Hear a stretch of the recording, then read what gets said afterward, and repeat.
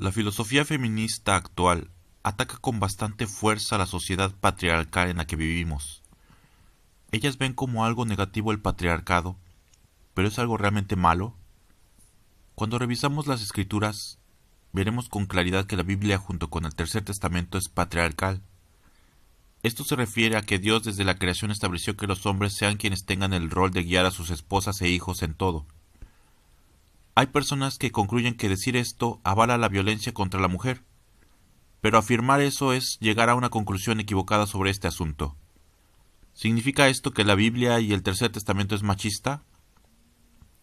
La definición de machismo es simplemente la actitud de prepotencia de los varones respecto a las mujeres. ¿El espiritualismo promueve algo de eso? Para nada. El liderazgo espiritual requiere mucho más de servicio y protección a las mujeres que prepotencia. La idea que las escrituras son machistas porque se enfocan entre la diferencia de hombres y mujeres es simplemente un absurdo.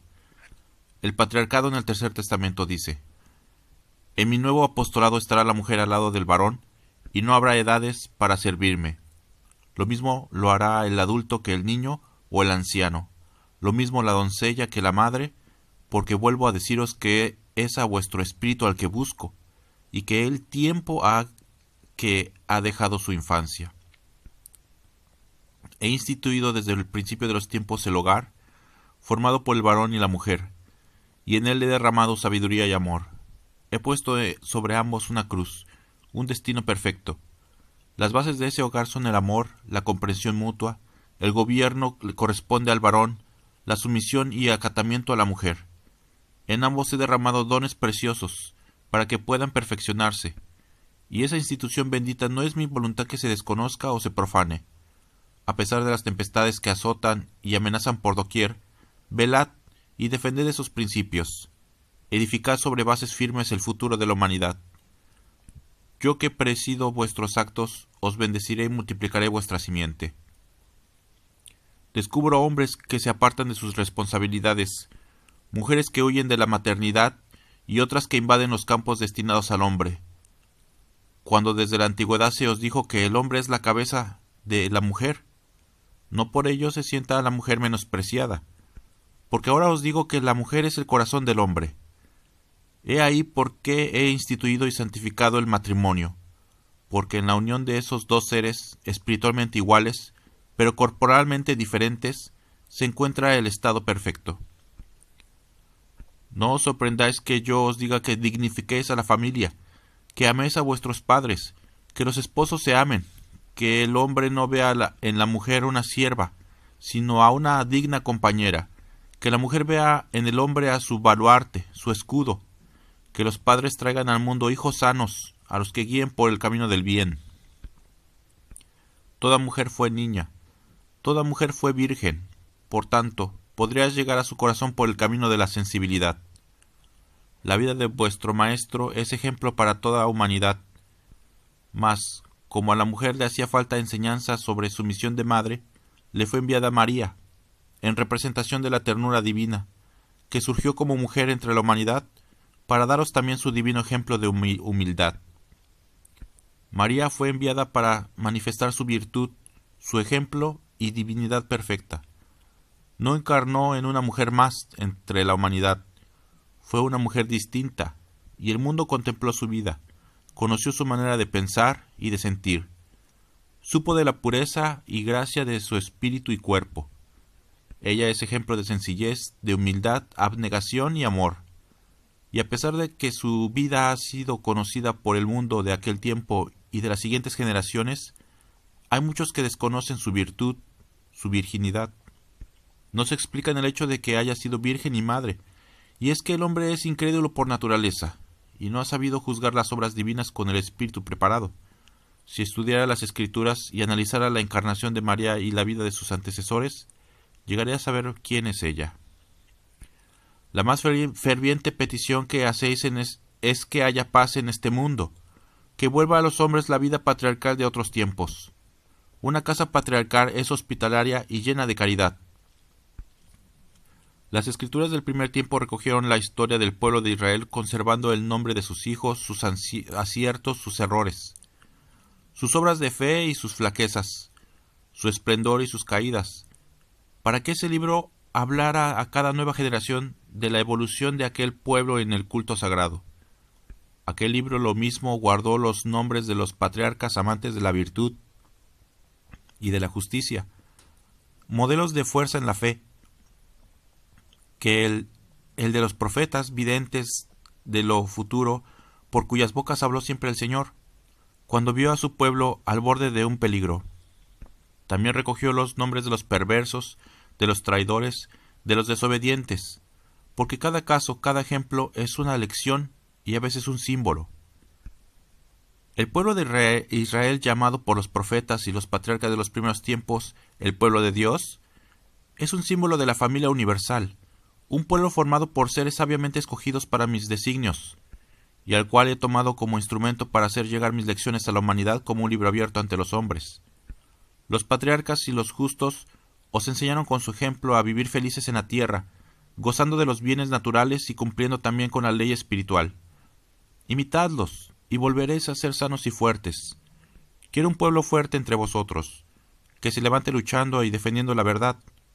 Si yo os enseñase a apartaros de la naturaleza, entonces ésta vendría en contra vuestra. Recordad las costumbres puras de Israel de los primeros tiempos, y volved a la sencillez que había en ellas. Su salud y su fuerza provenían de su obediencia y acatamiento a mi ley. De ese pueblo brotaron hombres ejemplares, patriarcas y profetas. Ahí tenéis a Abraham, a Isaac y a Jacob, que son el tronco de vuestro linaje. Ellos fueron probados en su espíritu y en su materia, y la fuerza no los abandonó.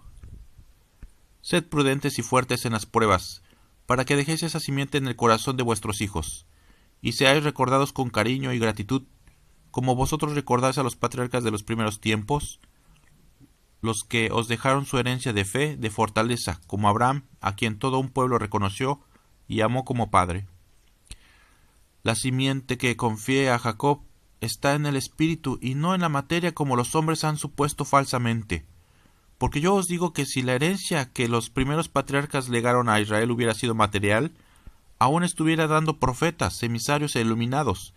En cambio, ved que aquel pueblo lleva consigo cadenas de miseria espiritual y material, sabiendo que ya no puede esperar la llegada de un Mesías, porque ha comprendido que aquel que le fuera prometido estuvo en el seno de su pueblo y no fue reconocido.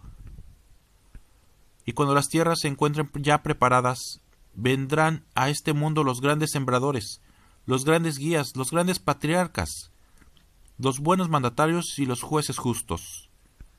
Sed sanos de cuerpo y de espíritu, e imitaréis a los buenos patriarcas, aquellos que sabían entregar su ofrenda al Padre y hallaban gozo cumpliendo con los deberes de la tierra.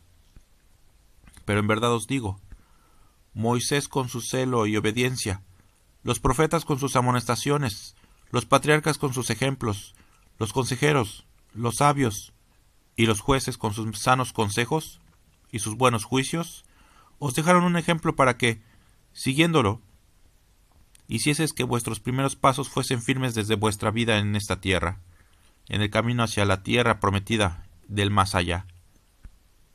Aún sois muy torpes y tímidos, vuestra fe es escasa y vuestro conocimiento reducido.